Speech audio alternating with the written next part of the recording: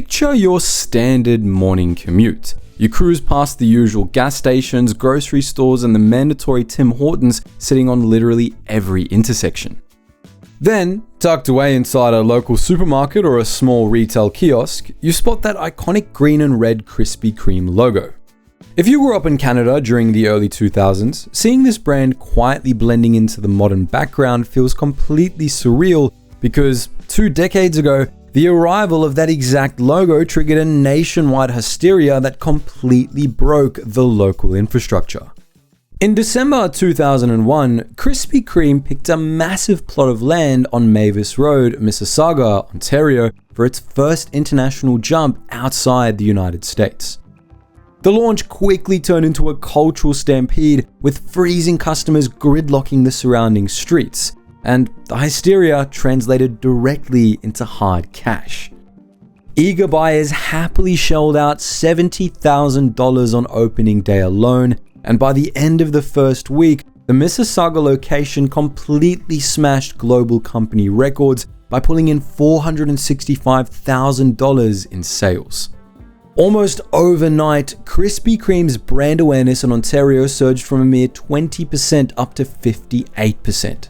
The corporate team was ecstatic about the massive crowds packing into their custom-built donut theater. The CEO of Eastern Canada, Rolly Morris, proudly told the press, "We wanted to make sure the experience was as positive as we could possibly make it. We took that to every detail." Down in North Carolina, the executives looked at that and essentially declared a flawless victory. The Canadian market looked so incredibly ravenous that the franchise operator, Cream Co., immediately locked in a highly aggressive roadmap.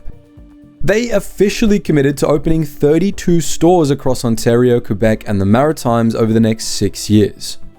The board was completely convinced they could easily replicate the Mississauga Miracle in every single suburb, completely ignoring the local retail analysts who were already warning the press that nobody in Canada will beat Tim Hortons. Executing that ambitious 32-store rollout meant cloning the exact same physical blueprint that sparked the initial hype. Krispy Kreme bypassed the traditional compact coffee shop model entirely and instead dropped high-volume manufacturing facilities directly into suburban retail zones. The Canadian CEO at the time, Rolly Morris, was absolutely adamant about this specific format, explicitly stating that the brand required 4,000 square feet of space and up to 1.5 acres of land. Not the kind of real estate typically available on Toronto's Yonge Street or Montreal's Rue St. Catherine. The entire brand experience hinged on what corporate called doughnut-making theaters. Morris believed that the physical spectacle was non-negotiable, telling the press, "The in-store experience, the hot donut, is so fundamental to our establishing a relationship with the customer that you've got to do those larger stores." Everything was completely automated and designed specifically to put on a show. Customers stood mesmerized as proprietary yeast dough was mechanically extruded into perfect rings before floating down a long river of bubbling vegetable oil. Mechanical arms flipped the pastries at the exact right moment, sending them riding down a conveyor belt and straight through a continuous waterfall of liquid sugar glaze. Corporate executives referred to this as a multi-sensory experience, creating a powerful emotional hook that easily justified driving out of your way and standing in the freezing cold. But putting on that kind of show is incredibly expensive. Building a 4,000 square foot manufacturing plant from scratch requires a mountain of cash, and franchisees had to take out massive loans to fund these giant freestanding buildings, buy the heavy-duty fryers, and install complex ventilation systems. The upfront financial burden was staggering, as outfitting the expansion required the operation to secure more than $3 million in debt just to finance the specialized heavy machinery. Millions of dollars were spent before a single donut was even glazed. Once the doors actually opened, the daily overhead was just as brutal. Running an industrial kitchen all day means your utility bills are astronomical, and paying a massive crew to run both a factory floor and a busy retail counter drains a bank account extremely fast. To make this model work, everything relies on selling a staggering amount of sugar every single day. The math works when there's a line out the door and the massive neon signs that flash hot donuts now guarantee a non-stop flow of wallets. This massive overhead creates a dangerous tightrope walk that leaves absolutely zero financial margin for a drop in consumer interest. Because these buildings were engineered specifically to process thousands of customers a day, the slightest dip in popularity would instantly transform the hottest property in town into a crippling corporate liability. What the American executives failed to realize was that those thousands of daily customers were already spoken for. While Krispy Kreme was sinking millions into these high-wire factory acts, they were blindly walking into the buzzsaw of a true fast food monopoly. By the early 2000s, Tim Hortons had completely transcended the definition of a restaurant and morphed into a vital public utility. With over 2,000 locations blanketing the country, the brand was tightly woven into the mechanical daily routine of Canadian life. Their playbook ran completely counter to the Krispy Kreme destination strategy.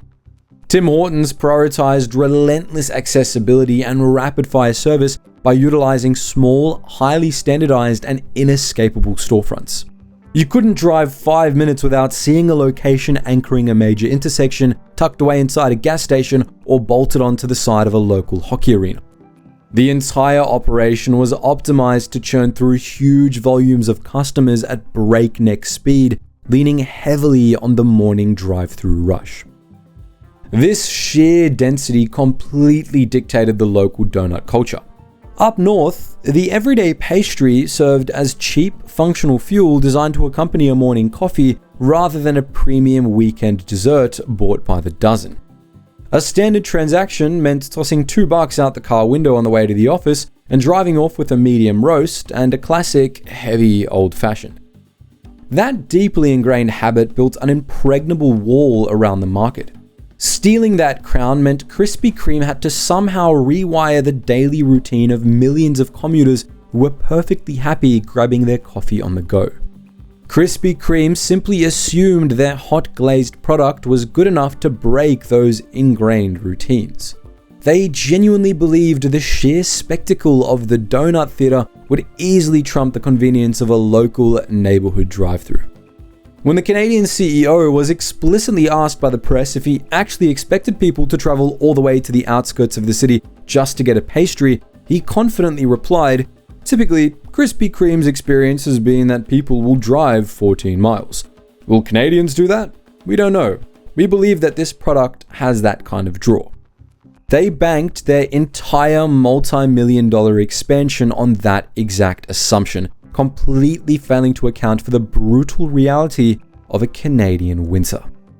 When the temperature plunges to 20 below zero in the middle of January, absolutely nobody wants to deviate from their morning route, trudge across a frozen parking lot, and navigate a giant warehouse just for a quick sugar hit. Commuters are going to stay locked inside their heated cars and roll right through the Tim Hortons drive-thru that conveniently sits right on their way to the highway. Krispy Kreme functioned entirely as a destination. They built places you visit on a weekend afternoon with the kids, or somewhere you swing by to grab a massive box of treats to make yourself popular at the office. Even the product itself works against the commuter.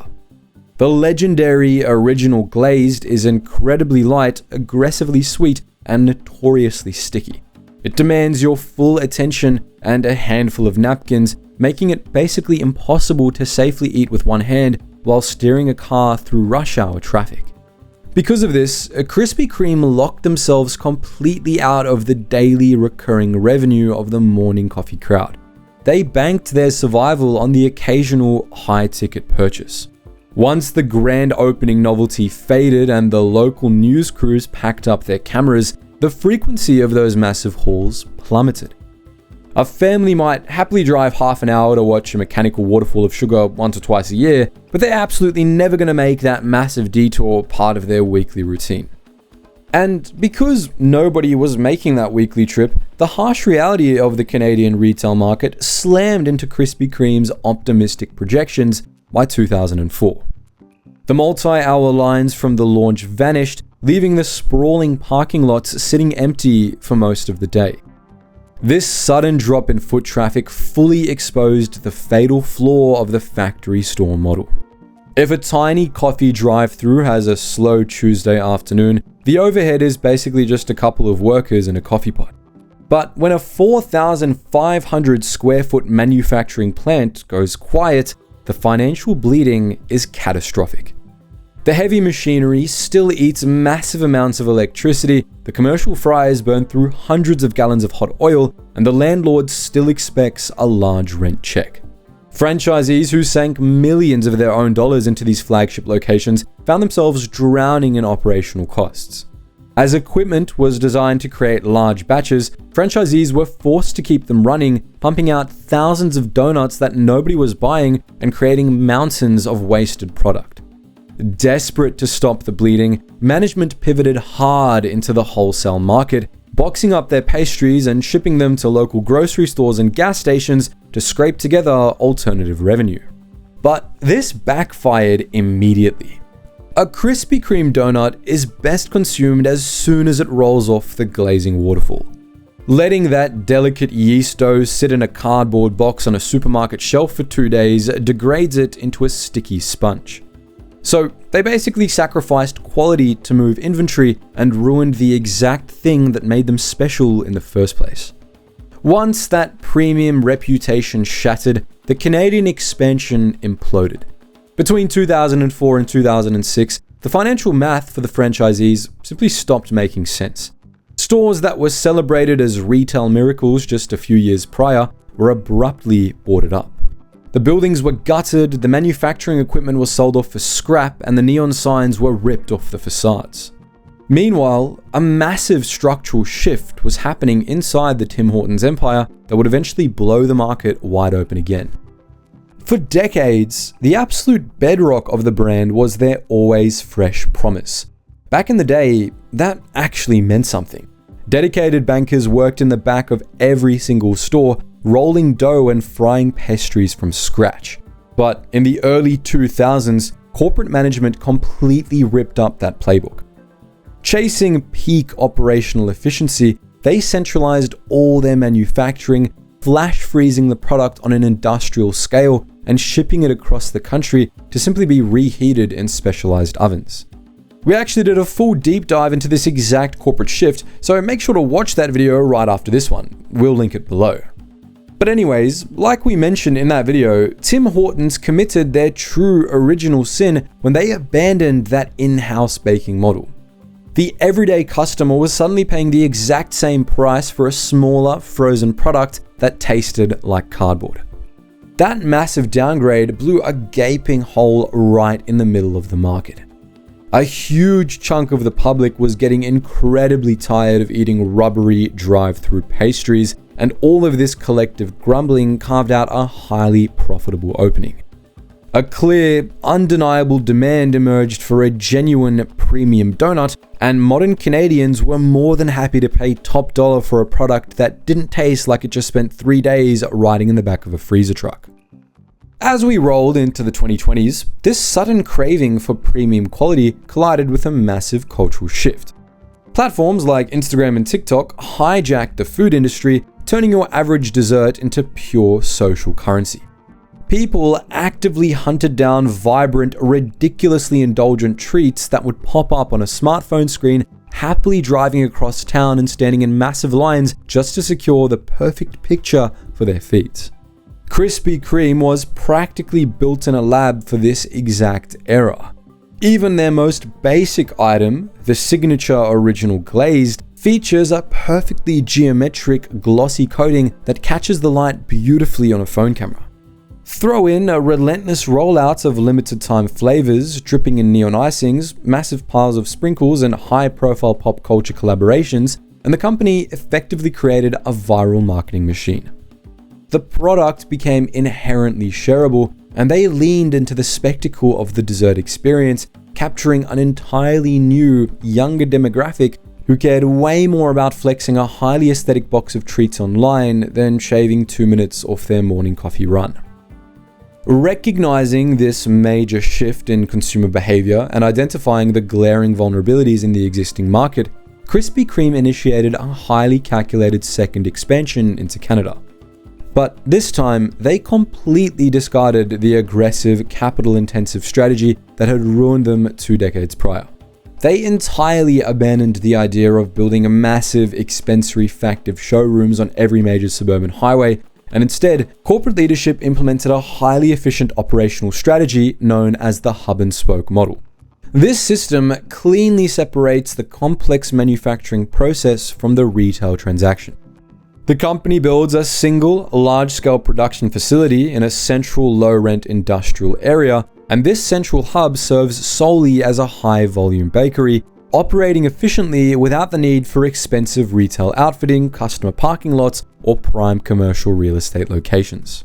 The freshly made donuts produced at the hub are loaded onto delicate transport vehicles and delivered multiple times a day to a wide network of smaller spoke locations.